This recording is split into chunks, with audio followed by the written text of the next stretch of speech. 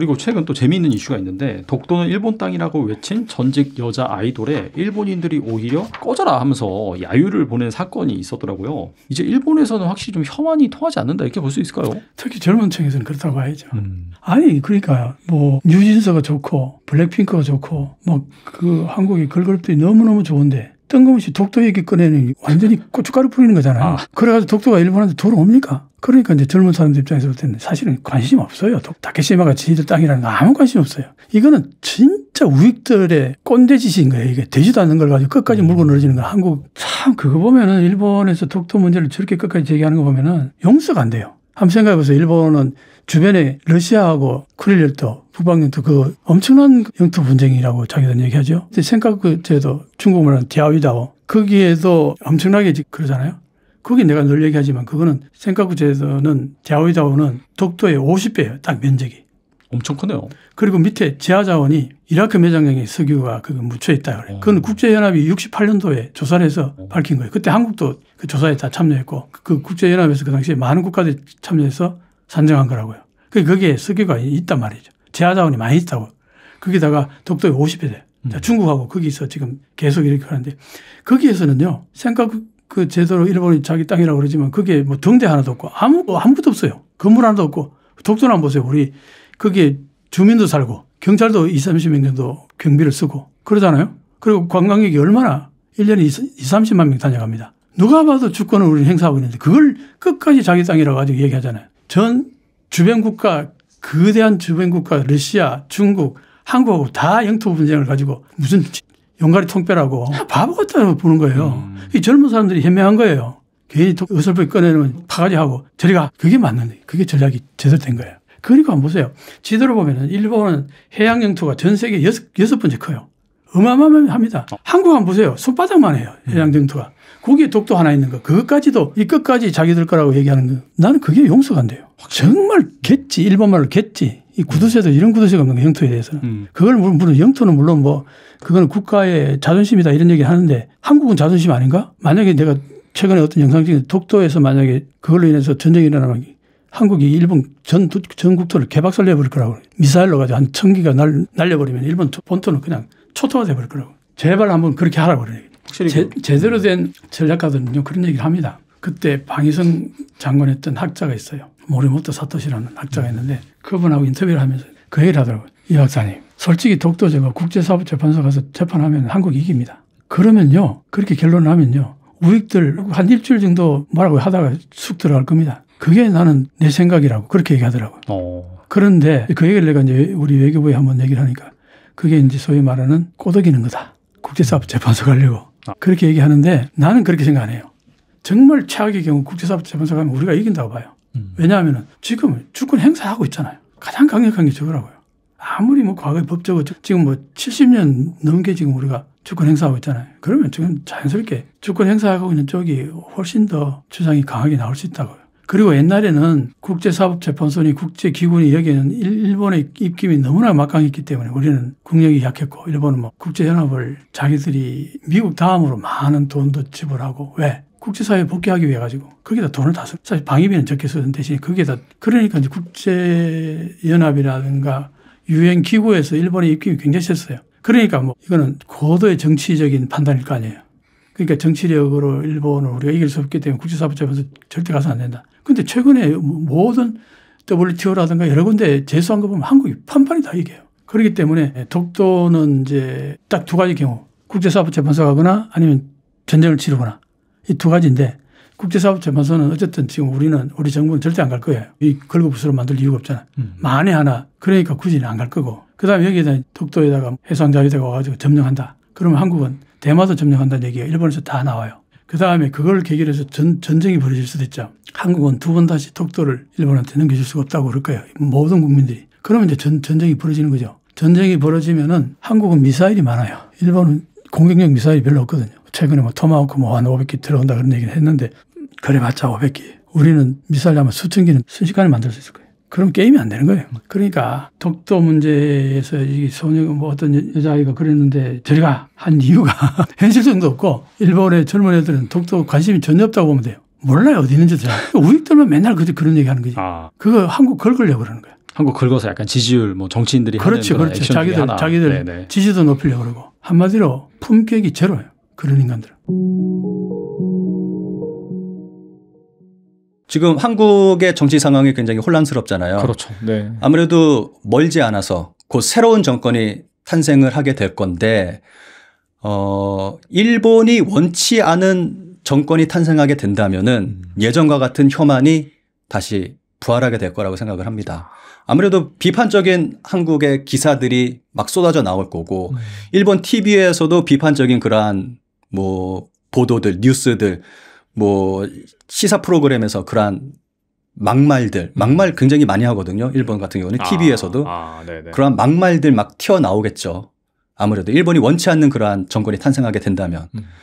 이거는 중장기적으로 본다면 단기적으로는 뭐 이러한 일들이 발생할 거라고 생각을 하는데 좀 장기적으로 본다면은 이러한 혐한은 점점 사라질 거라고 생각을 합니다. 아무래도 연령대를 본다면은 제가 생각할 때는 중심을 한 40대쯤으로 잘라서 본다면 40대 이하로는 한국에 굉장히 우호적입니다. 아무래도 뭐 한류의 영향을 가장 강력하게 받은 세대다 보니까 뭐 나이가 어리면 어릴수록 한국에 대해서 좋은 감정을 가지고 있죠. 뭐 한국은 잘 사는 나라, 선진국, 문화 선진국, 뭐 문화 수준이 높은 나라 뭐 이런 생각을 가지고 있는 거고 40대 이상 사람들은 제가 일본에 가면 좀 만나는 사람들이 좀 연령대가 있는 분들을 많이 만나거든요. 아, 그래요? 네. 그렇다 보면은 가끔씩 저는 혐한을 직접적으로 당한 적은 없는데 좀 한국을 좀 내려다보면서 내리깔면서 얘기하는 그런 사람들이 좀 만난 적이 있거든요. 아무래도 좀 그 윗세대들은 혐한 감정이 굉장히 좀 강하다 보니까 세월이 지나면 이제 윗세대들은 이제 가게 되는 거고 이제 아랫세대들 좋은 감정 가지고 있는 세대들이 늘어나다 보면은 이제 혐한은 약해지겠죠. 완전히 사라지지는 않을 거라고는 생각을 하지만 좀 많이 약해지겠죠. 세월이 지나다 보면. 한번 제가 좀 놀란 경험을 한 적이 있었는데 제 지인과 함께 제 지인의 지인을 만나러 간 적이 있었어요. 그래서 그 자리에서 만난 자리가 삿포로에서 만났거든요. 밥을 먹으면서 이야기를 하는데 그 지인의 지인이 제 지인에게 좀 얘기가 복잡해지는데 네. 지인의 지인이 제 지인에게 네. 갑자기 삿포로가 커 서울이 커 이런 질문을 던지는 거예요. 그러니까 요거는 뭐 크기가 크냐 뭐 이런 질문은 아니겠죠. 뭐 어떤 경제적인 부분에서 어떻게 되느냐라는 걸 물어본 거겠죠. 그러니까 제 지인이 당연히 서울이 크죠 라고 대답을 했더니 이 중년의 남성 한 50대의 남성이었어요. 네. 갑자기 헛웃음을 지으면서 여기 일본이야. 여기 일본 삿포로라고 어이없다는 듯이 이렇게 얘기하는 걸 보고 좀 제가 정말 어이가 없어가지고 좀 그랬던 경험이 있습니다. 서울인데 대한민국 서울인데 어디 삿포로하고 비교를 합니까? 그러니까 네. 이 사람들이 이런 생각을 가지고 있는 거예요. 나이 든 사람들이. 아직까지도 한국을 그 옛날 막 80년대 그 정도 수준으로 바라보고 있는 사람들이 굉장히 많습니다. 아직까지도. 네. 그러니까 혐한을 하는 거죠. 그러니까 제가 아까 처음에 말씀드렸듯이 후지 TV 뭐 이런 거 열등감 폭발해가지고 막 이런 시위도 벌이고 하는 거죠. 막 혐한 벌이고 뭐 그런 일이 벌어지고 있는 거죠. 네. 그러니까 시간이 지나면은 이 혐한은 이제 자연스럽게 이제 좀 많이 가라앉을 거라고 생각합니다. 앞서서 여권 발급 비율이 17%밖에 안 되고 특히나 이제 나이 든 사람들 같은 경우에 더 보수적으로 될 수밖에 없으니까 그러니까 옛날에 그런 기억만 가지고 또 이렇게 살다 보니까 뭐 지금의 상황을 제대로 알 수가 없잖아요. 그래서 더 그런 것 같네요, 보니까. 네. 지금 일본은 쪼그라들고 있는 건데 지금 뭐 실질 소득이 한국이 일본을 넘어섰고 네. 그리고 1인당 GDP도 한국이 일본을 넘어섰는데 아마 그 사람들은 그 사실도 모르고 있을 거예요. 또 알고 있다 하더라도 또 현실을 인정하고 싶어 하지 않을 거고. 쉽지 않겠죠. 아무래도 좀. 네. 뭐 일본 젊은이들 사이에서 뭐 한국어 말하기 대회 뭐 이런 것도 하기도 하고 확실히 좀 좋아하는 뭐 최고 이런 것들을 또 그냥 우리가 이제 뭐 나이스 뭐 쿨 이런 식으로 쓴다고 한다고 하더라고요 또. 예, 우리나라에서 뭐 일본어 섞어서 쓰는 것처럼 일본 젊은이들은 한국어 섞어서 쓰는 그러한 또 문화가 또 퍼져 있고 한국어 배우는 젊은이들 굉장히 많습니다.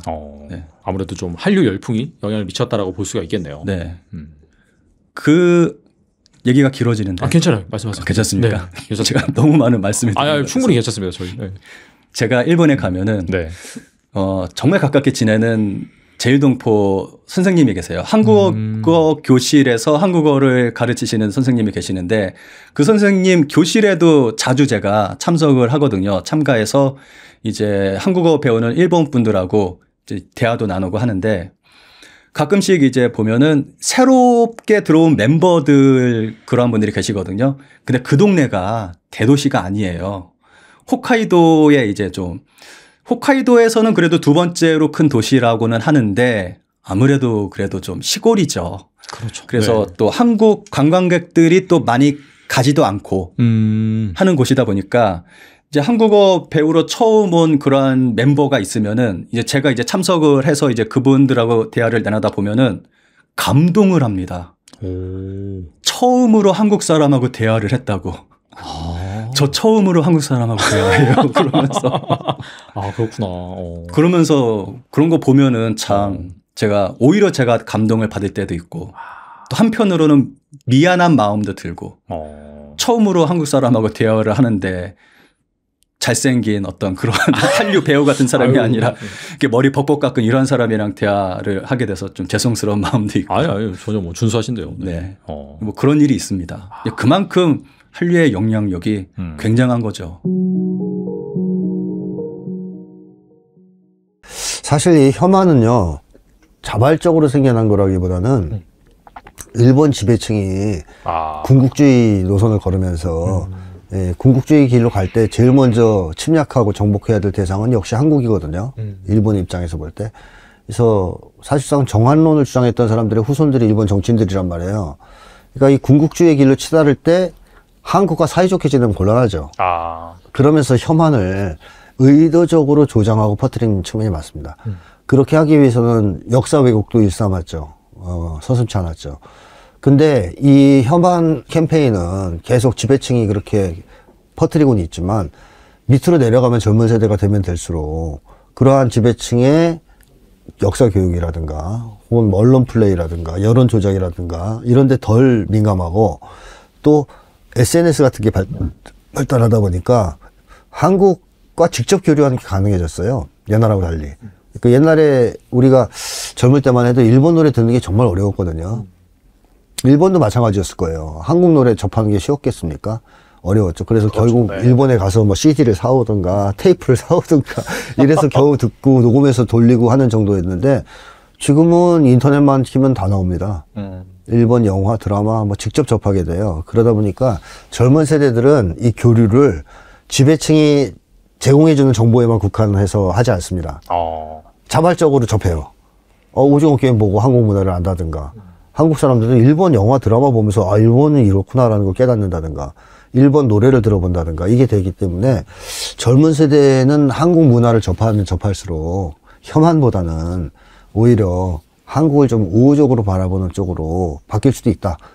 물론 일본 지배층은 군국주의를 추구하기 때문에 끊임없이 혐한을 조장하겠지만 그게 젊은 세대와는 좀 충돌하면서 향후 만약에 일본 지배층이 군국주의의 야망을 포기한다면 혐한은 좀 사그라들지 않겠느냐 하는 생각도 들어요.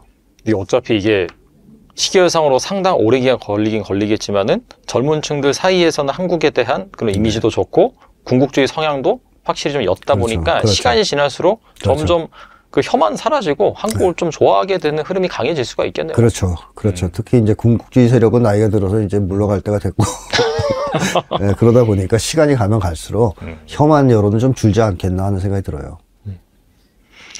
네, 오늘 나와주셔서 정말 좋은 말씀 많이 해주셨는데 끝으로 이 영상을 보고 계신 분들을 위해서 한 말씀만 부탁드립니다.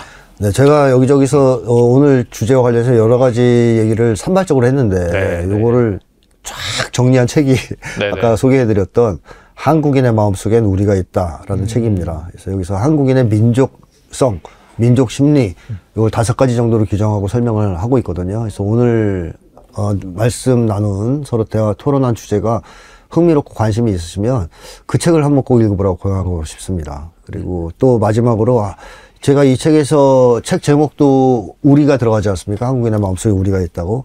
그래서 한국인에게 제일 중요한 것은 결국 우리거든요. 한국인들은 우리가 되기를 바라고 우리가 되었을 때 가장 행복한 사람들이에요. 그렇기 때문에 저는 앞으로 우리 한국 사회가 어떤 사회로 변화 발전해야 되는가, 이것도 이 한국인의 전통적인 민족 심리에 비추어서 한번 고민해 봐야 되지 않겠냐는 생각이 들거든요. 그래서 그런 점도 한번 관심을 가져주시길 부탁드립니다.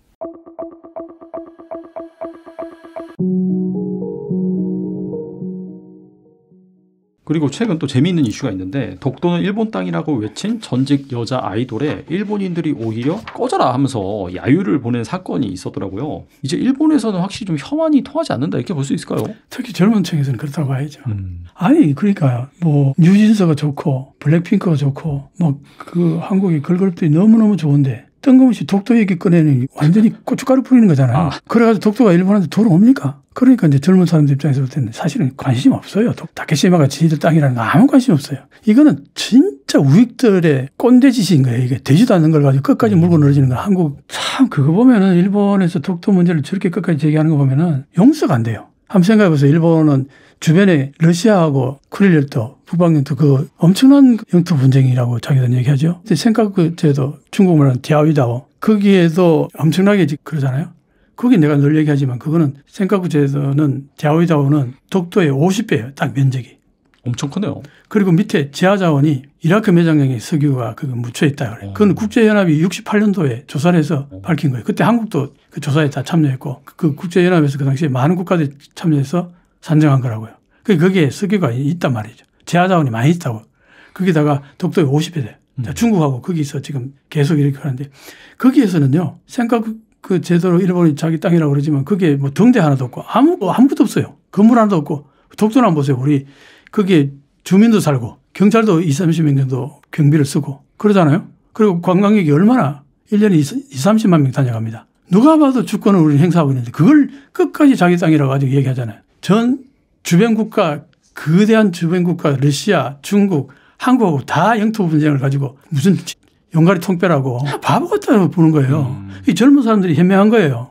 괜히 어설프게 꺼내면 파가지하고 저리가 그게 맞는데 그게 전략이 제대로 된 거예요. 그리고 한번 보세요. 지도를 보면은 일본은 해양 영토가 전 세계 6번째 커요. 어마어마합니다. 한국 한번 보세요. 손바닥만 해요. 해양 영토가.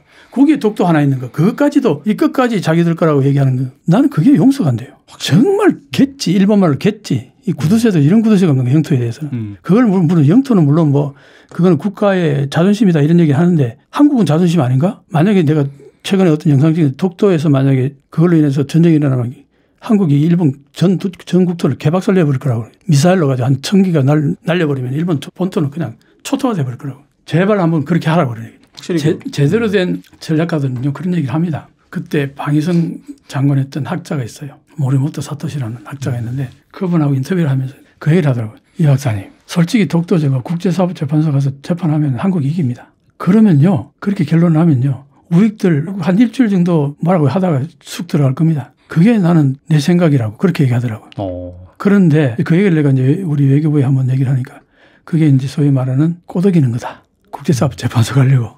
그렇게 얘기하는데 나는 그렇게 생각 안 해요. 정말 최악의 경우 국제사법재판소 가면 우리가 이긴다고 봐요. 왜냐하면 지금 주권 행사하고 있잖아요. 가장 강력한 게 저거라고요. 아무리 뭐 과거에 법적으로 지금 뭐 70년 넘게 지금 우리가 주권 행사하고 있잖아요. 그러면 지금 자연스럽게 주권 행사하고 있는 쪽이 훨씬 더 주장이 강하게 나올 수 있다고요. 그리고 옛날에는 국제사법재판소니 국제기구니 여기에는 일본의 입김이 너무나 막강했기 때문에 우리는 국력이 약했고 일본은 뭐 국제연합을 자기들이 미국 다음으로 많은 돈도 지불하고 왜? 국제사회에 복귀하기 위해 가지고 거기다 돈을 다 쓰고 사실 방위비는 적게 쓰는 대신에 거기에다 그러니까 이제 국제연합이라든가 유엔 기구에서 일본의 입김이 굉장히 셌어요. 그러니까 뭐 이거는 고도의 정치적인 판단일 거 아니에요. 그러니까 정치력으로 일본을 우리가 이길 수 없기 때문에 국제사법재판소 절대 가서 안 된다. 근데 최근에 모든 WTO라든가 여러 군데 제소한 거 보면 한국이 판판이 다 이겨요. 그렇기 때문에 독도는 이제 딱 두 가지 경우 국제사법재판소 가거나 아니면 전쟁을 치르거나 이 두 가지인데 국제사업재판소는 어쨌든 지금 우리 정부는 절대 안 갈 거예요. 이 걸그부스로 만들 이유가 없잖아. 만에 하나 그러니까 굳이 안 갈 거고. 그다음에 여기에다 독도에다가 해상자위대가 와가지고 점령한다. 그러면 한국은 대마도 점령한다는 얘기가 일본에서 다 나와요. 그다음에 그걸 계기로 해서 전쟁이 벌어질 수도 있죠. 한국은 두 번 다시 독도를 일본한테 넘겨줄 수가 없다고 그럴 거예요. 모든 국민들이. 그러면 이제 전쟁이 벌어지는 거죠. 전쟁이 벌어지면은 한국은 미사일이 많아요. 일본은 공격용 미사일이 별로 없거든요. 최근에 뭐 토마호크 뭐 한 500개 들어온다 그런 얘기를 했는데 그래봤자 500개. 우리는 미사일 아마 수천 개는 순식간에 만들 수 있을 거예요. 그럼 게임이 안 되는 거예요. 그러니까 독도 문제에서 이 소녀 뭐 어떤 여자아이가 그랬는데 저리가 한 이유가 현실성도 없고 일본의 젊은 애들은 독도 관심이 전혀 없다고 보면 돼요. 몰라요 어디 있는지 잘. 우익들만 맨날 그런 얘기하는 거지. 그거 한국 긁으려고 그러는 거야. 한국 긁어서 약간 지지율 뭐 정치인들이 그렇지, 하는 그렇지. 자기들 네네. 지지도 높이려고 그러고 한마디로 품격이 제로예요. 그런 인간들은. 지금 한국의 정치 상황이 굉장히 혼란스럽잖아요. 그렇죠. 네. 아무래도 멀지 않아서 곧 새로운 정권이 탄생을 하게 될 건데, 일본이 원치 않은 정권이 탄생하게 된다면은 예전과 같은 혐한이 다시 부활하게 될 거라고 생각을 합니다. 아무래도 비판적인 한국의 기사들이 막 쏟아져 나올 거고, 일본 TV에서도 비판적인 그러한 뭐 보도들, 뉴스들, 뭐 시사 프로그램에서 그러한 막말 굉장히 많이 하거든요. 일본 같은 경우는 TV에서도 그러한 막말들 막 튀어나오겠죠. 아무래도 일본이 원치 않는 그러한 정권이 탄생하게 된다면.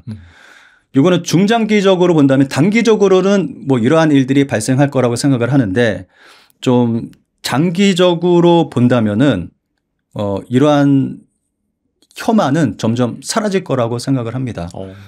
아무래도 연령대를 본다면은 제가 생각할 때는 중심을 한 40대쯤으로 잘라서 본다면 40대 이하로는 한국에 굉장히 우호적입니다. 아무래도 뭐 한류의 영향을 가장 강력하게 받은 세대다 보니까 뭐 나이가 어리면 어릴수록 한국에 대해서 좋은 감정을 가지고 있죠.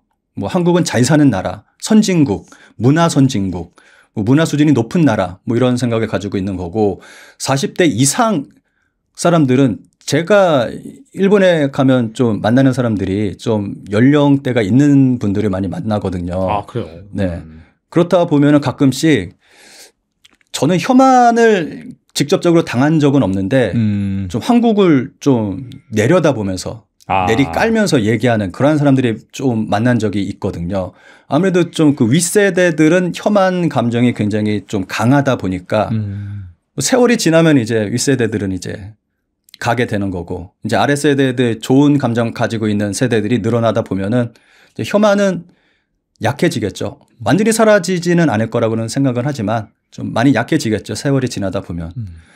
한번 제가 좀 놀란 경험을 한 적이 있었는데 제 지인과 함께 제 지인의 지인을 만나러 간 적이 있었어요. 그 자리에서 만난 자리가 삿포로에서 만났거든요. 밥을 먹으면서 이야기를 하는데 그 지인의 지인이 제 지인에게 좀 얘기가 복잡해지는데 네. 지인의 지인이 제 지인에게 네. 갑자기 삿포로가 커 서울이 커 이런 질문을 던지는 거예요. 그러니까 요거는 뭐 크기가 크냐 뭐 이런 질문은 아니겠죠. 뭐 어떤 경제적인 부분에서 어떻게 되느냐라는 걸 물어본 거겠죠. 그러니까 제 지인이 당연히 서울이 크죠 라고 대답을 했더니 이 중년의 남성 한 50대의 남성이었어요. 네. 갑자기 헛웃음을 지으면서 여기 일본이야. 여기 일본 삿포로라고 어이없다는 듯이 이렇게 얘기하는 걸 보고 정말 제가 정말 어이가 없어가지고 좀 그랬던 경험이 있습니다. 서울인데 대한민국 서울인데 어디 삿포로하고 비교를 합니까? 그러니까 네. 이 사람들이 네. 이런 생각을 가지고 있는 거예요. 나이 든 사람들이. 아직까지도 한국을 그 옛날 막 80년대 그 정도 수준으로 바라보고 있는 사람들이 굉장히 많습니다. 아직까지도. 네.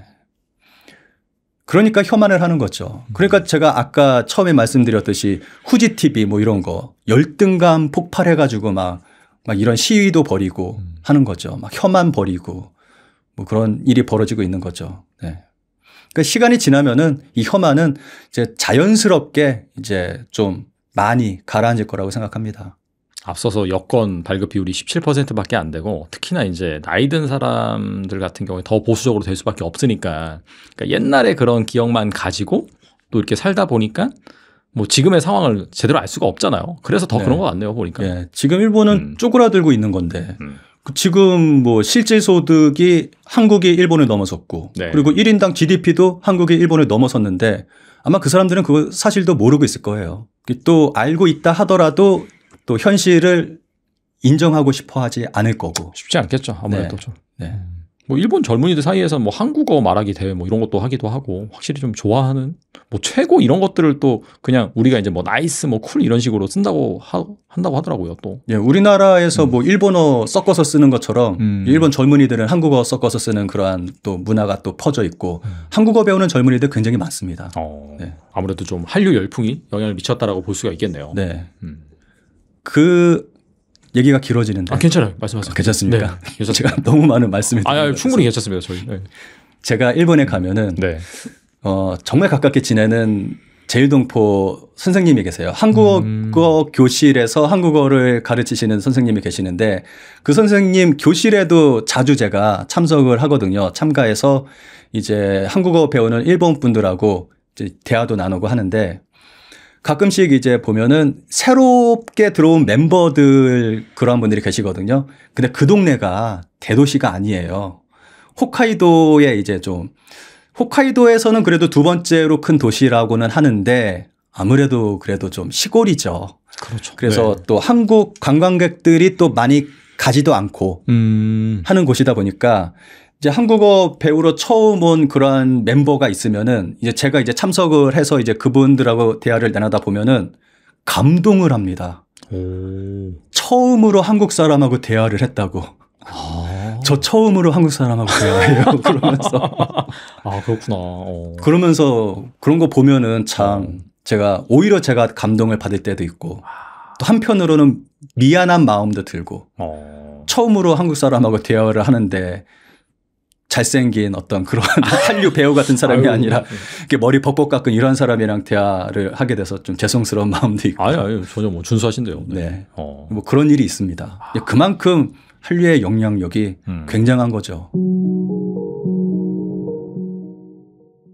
사실 이 혐한은요, 자발적으로 생겨난 거라기보다는 일본 지배층이 군국주의 노선을 걸으면서 예, 군국주의 길로 갈 때 제일 먼저 침략하고 정복해야 될 대상은 역시 한국이거든요. 일본 입장에서 볼 때. 그래서 사실상 정한론을 주장했던 사람들의 후손들이 일본 정치인들이란 말이에요.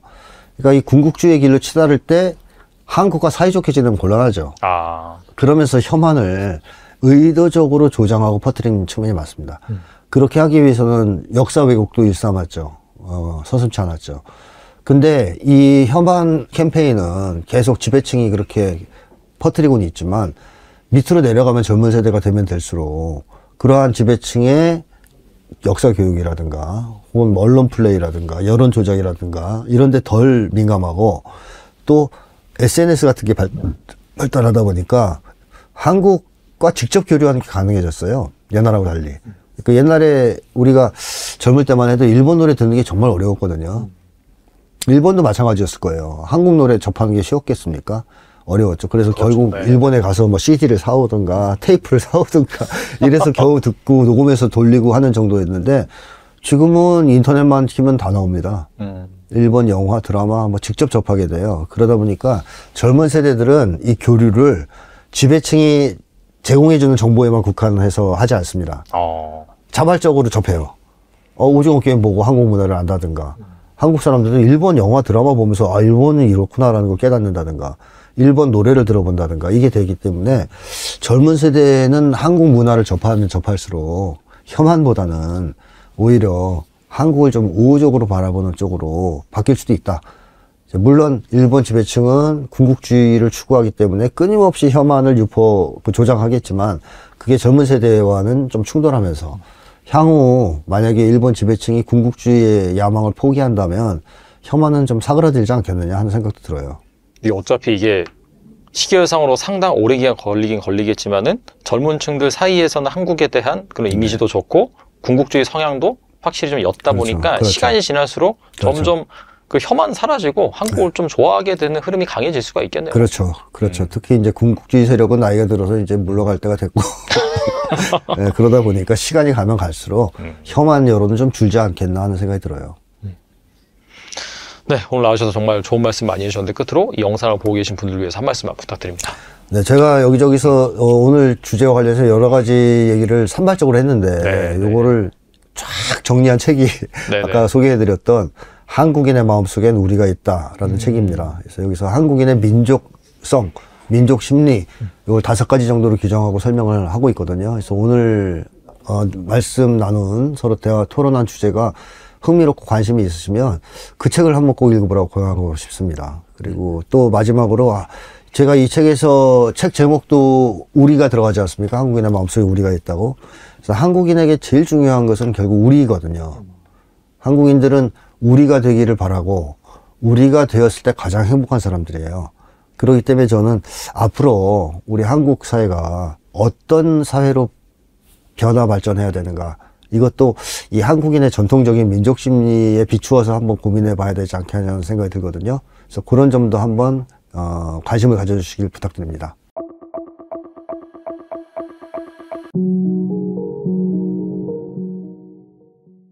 그리고 최근 또 재미있는 이슈가 있는데 독도는 일본 땅이라고 외친 전직 여자 아이돌에 일본인들이 오히려 꺼져라 하면서 야유를 보낸 사건이 있었더라고요. 이제 일본에서는 확실히 좀 혐한이 통하지 않는다 이렇게 볼 수 있을까요? 특히 젊은 층에서는 그렇다고 봐야죠.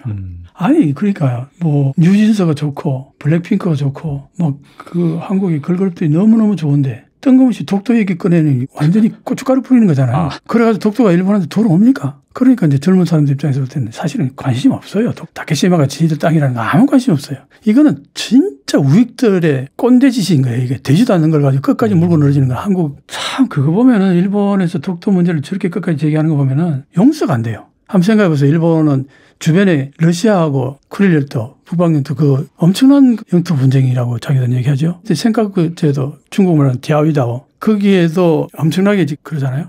거기 내가 늘 얘기하지만 그거는 생카쿠제도는 디아위다오는 독도의 50배예요. 딱 면적이. 엄청 크네요. 그리고 밑에 지하자원이 이라크 매장량의 석유가 그거 묻혀 있다 그래요. 그건 국제연합이 68년도에 조사를 해서 밝힌 거예요. 그때 한국도 그 조사에 다 참여했고 그 국제연합에서 그 당시에 많은 국가들이 참여해서 산정한 거라고요. 거기에 석유가 있단 말이죠. 지하자원이 많이 있다고. 거기다가 독도의 50배 돼요. 중국하고 거기서 지금 계속 이렇게 하는데 거기에서는요. 그 제도로 일본이 자기 땅이라고 그러지만 그게 뭐 등대 하나도 없고 아무것도 없어요. 건물 하나도 없고 독도는 한번 보세요. 우리 거기에 주민도 살고 경찰도 20-30명 정도 경비를 쓰고 그러잖아요. 그리고 관광객이 얼마나 1년에 20-30만 명 다녀갑니다. 누가 봐도 주권을 우리는 행사하고 있는데 그걸 끝까지 자기 땅이라고 아직 얘기하잖아요. 전 주변 국가, 거대한 주변 국가, 러시아, 중국, 한국하고 다 영토 분쟁을 가지고 무슨 용가리 통뼈라고 바보 같다고 보는 거예요. 이 젊은 사람들이 현명한 거예요. 괜히 어설프게 꺼내면 파가지 하고 저리가 그게 맞는데 그게 전략이 제대로 된 거예요. 그리고 한번 보세요. 지도를 보면은 일본은 해양 영토가 전 세계 6번째 커요. 어마어마합니다. 한국 한번 보세요. 손바닥만 해요. 해양 영토가. 거기에 독도 하나 있는 거. 그것까지도 이 끝까지 자기들 거라고 얘기하는 거. 나는 그게 용서가 안 돼요. 정말 겠지. 일본말로 겠지. 이 구두쇠도 이런 구두쇠가 없는 거 영토에 대해서는. 그걸 물론 영토는 물론 뭐 그거는 국가의 자존심이다 이런 얘기 하는데 한국은 자존심 아닌가? 만약에 내가 최근에 어떤 영상 중에 독도에서 만약에 그걸로 인해서 전쟁이 일어나면 한국이 일본 전 국토를 개박살 내버릴 거라고. 미사일로 가지고 한 1000기가 날려버리면 일본 본토는 그냥 초토화 돼버릴 거라고. 제발 한번 그렇게 하라고 그래요. 제대로 된 전략가들은요 그런 얘기를 합니다. 그때 방위성 장관 했던 학자가 있어요. 모리모토 사토시라는 학자가 있는데 그분하고 인터뷰를 하면서 그 얘기를 하더라고요. 이 박사님 솔직히 독도 저거 국제사법재판소 가서 재판하면 한국이 이깁니다. 그러면요 그렇게 결론을 하면요 우익들 한 일주일 정도 뭐라고 하다가 쑥 들어갈 겁니다. 그게 나는 내 생각이라고 그렇게 얘기하더라고요. 그런데 그 얘기를 내가 이제 우리 외교부에 한번 얘기를 하니까 그게 이제 소위 말하는 꼬드기는 거다. 국제사법재판소 가려고. 그렇게 얘기하는데 나는 그렇게 생각 안 해요. 정말 최악의 경우 국제사법재판소 가면 우리가 이긴다고 봐요. 왜냐하면 지금 주권 행사하고 있잖아요. 가장 강력한 게 저거라고요. 아무리 뭐 과거의 법적으로 지금 뭐 70년 넘게 지금 우리가 주권 행사하고 있잖아요. 그러면 지금 자연스럽게 주권 행사하고 있는 쪽이 훨씬 더 주장이 강하게 나올 수 있다고요. 그리고 옛날에는 국제사법재판소니 국제기구니 여기에는 일본의 입김이 너무나 막강했기 때문에 우리는 국력이 약했고 일본은 뭐 국제연합을 자기들이 미국 다음으로 많은 돈도 지불하고 왜? 국제사회에 복귀하기 위해 가지고 거기다 돈을 다 써. 사실 방위비는 적게 쓰는 대신에 거기에다 그러니까 이제 국제연합이라든가 유엔 기구에서 일본의 입김이 굉장히 셌어요. 그러니까 뭐 이거는 고도의 정치적인 판단일 거 아니에요. 그러니까 정치력으로 일본을 우리가 이길 수 없기 때문에 국제사법재판소 절대 가서 안 된다. 그런데 최근에 모든 WTO라든가 여러 군데 제소한 거 보면 한국이 판판이 다 이겨요. 그렇기 때문에 독도는 이제 딱 두 가지 경우 국제사법재판소 가거나 아니면 전쟁을 치르거나 이 두 가지인데 국제사법재판소는 어쨌든 지금 우리 정부는 절대 안 갈 거예요. 이 걸고부스로 만들 이유가 없잖아.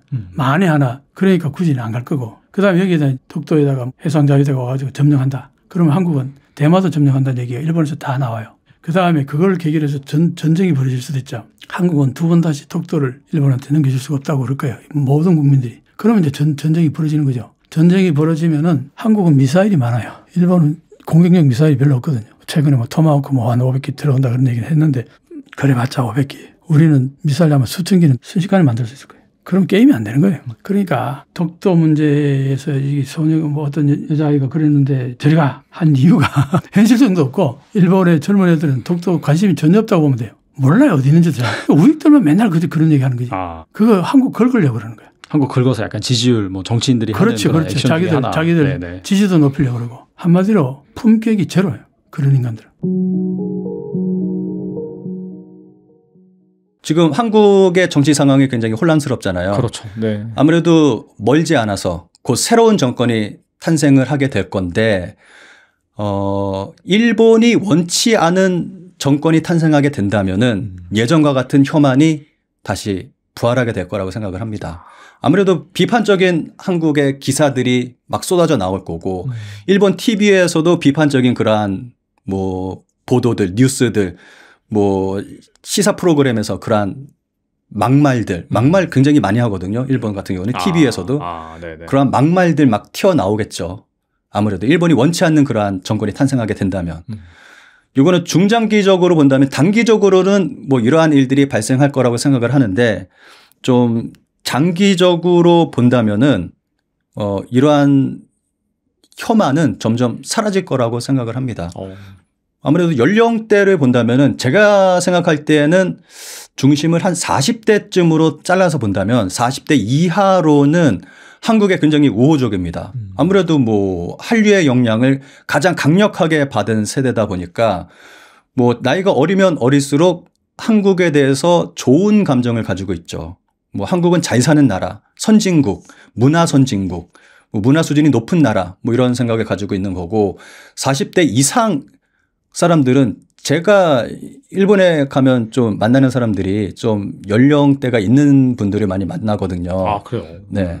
그렇다 보면은 가끔씩 저는 혐한을 직접적으로 당한 적은 없는데 좀 한국을 좀 내려다보면서 내리깔면서 얘기하는 그런 사람들이 좀 만난 적이 있거든요. 아무래도 좀 그 윗세대들은 혐한 감정이 굉장히 좀 강하다 보니까 세월이 지나면 이제 윗세대들은 이제 가게 되는 거고 이제 아랫세대들 좋은 감정 가지고 있는 세대들이 늘어나다 보면은 이제 혐한은 약해지겠죠. 완전히 사라지지는 않을 거라고는 생각은 하지만 좀 많이 약해지겠죠. 세월이 지나다 보면. 한번 제가 좀 놀란 경험을 한 적이 있었는데 제 지인과 함께 제 지인의 지인을 만나러 간 적이 있었어요. 그 자리에서 만난 자리가 삿포로에서 만났거든요. 밥을 먹으면서 이야기를 하는데 그 지인의 지인이 제 지인에게 좀 얘기가 복잡해지는데 네. 지인의 지인이 제 지인에게 네. 갑자기 삿포로가 커 서울이 커 이런 질문을 던지는 거예요.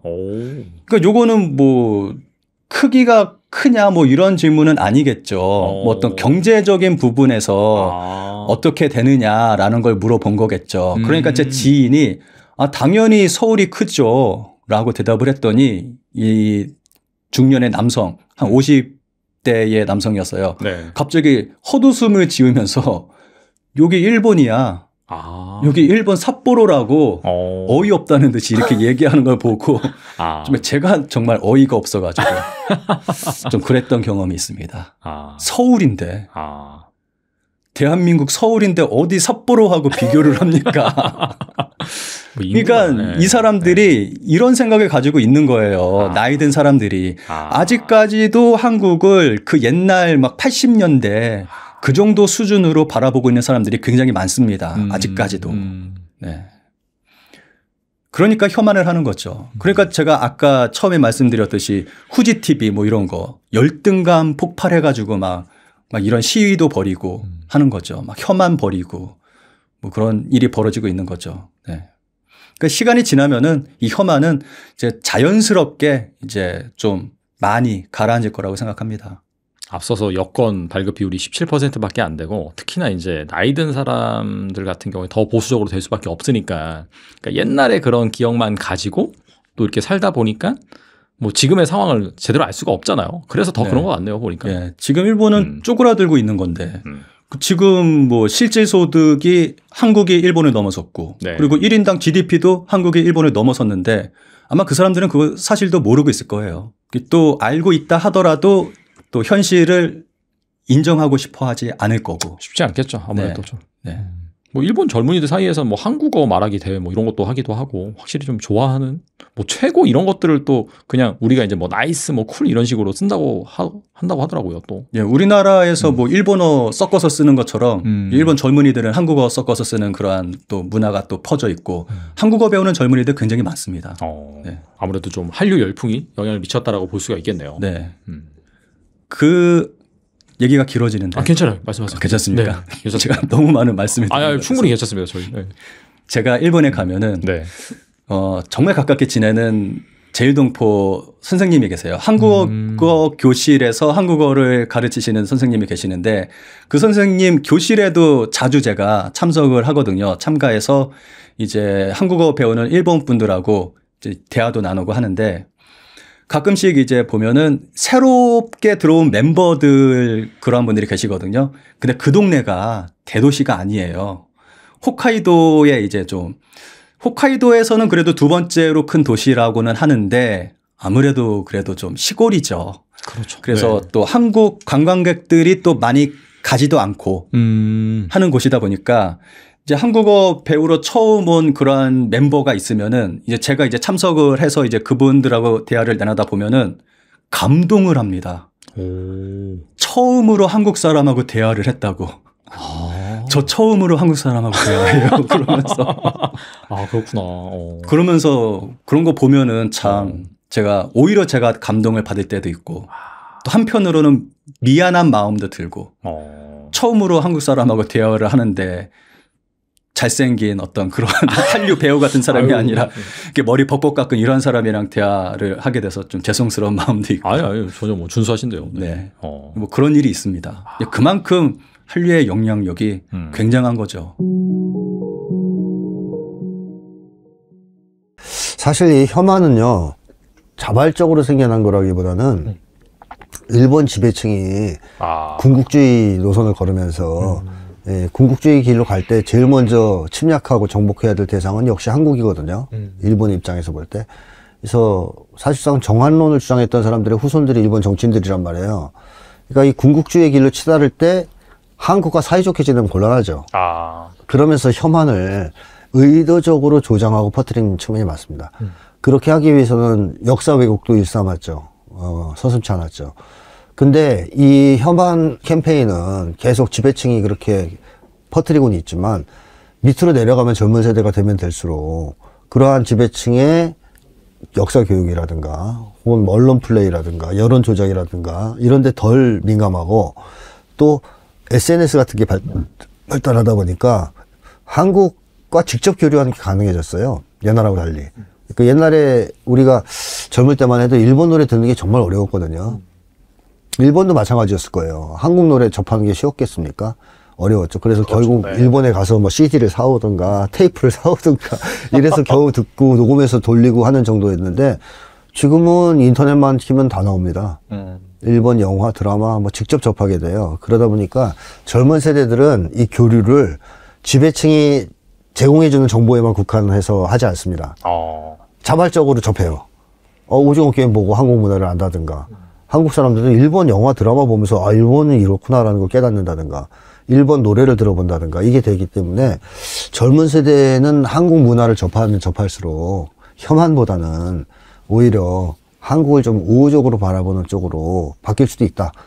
물론 일본 지배층은 군국주의를 추구하기 때문에 끊임없이 혐한을 조장하겠지만 그게 젊은 세대와는 좀 충돌하면서 향후 만약에 일본 지배층이 군국주의의 야망을 포기한다면 혐한은 좀 사그라들지 않겠느냐 하는 생각도 들어요. 근데 어차피 이게 시기열상으로 상당 오래 기간 걸리겠지만은 젊은 층들 사이에서는 한국에 대한 그런 이미지도 좋고 군국주의 성향도 확실히 좀 였다 보니까 시간이 지날수록 점점 그 혐한 사라지고 한국을 좀 좋아하게 되는 흐름이 강해질 수가 있겠네요. 그렇죠. 특히 이제 군국주의 세력은 나이가 들어서 이제 물러갈 때가 됐고 네, 그러다 보니까 시간이 가면 갈수록 혐한 여론은 좀 줄지 않겠나 하는 생각이 들어요. 네, 오늘 나오셔서 정말 좋은 말씀 많이 해주셨는데 끝으로 이 영상을 보고 계신 분들을 위해서 한 말씀만 부탁드립니다. 네, 제가 여기저기서 오늘 주제와 관련해서 여러 가지 얘기를 산발적으로 했는데 요거를 쫙 정리한 책이 아까 소개해드렸던 한국인의 마음속엔 우리가 있다라는 책입니다. 그래서 여기서 한국인의 민족성, 민족 심리 이걸 5가지 정도로 규정하고 설명을 하고 있거든요. 그래서 오늘 말씀 나눈 서로 대화 토론한 주제가 흥미롭고 관심이 있으시면 그 책을 한번 꼭 읽어보라고 권하고 싶습니다. 그리고 또 마지막으로 제가 이 책에서 책 제목도 우리가 들어가지 않습니까? 한국인의 마음속에 우리가 있다고. 그래서 한국인에게 제일 중요한 것은 결국 우리거든요. 한국인들은 우리가 되기를 바라고 우리가 되었을 때 가장 행복한 사람들이에요.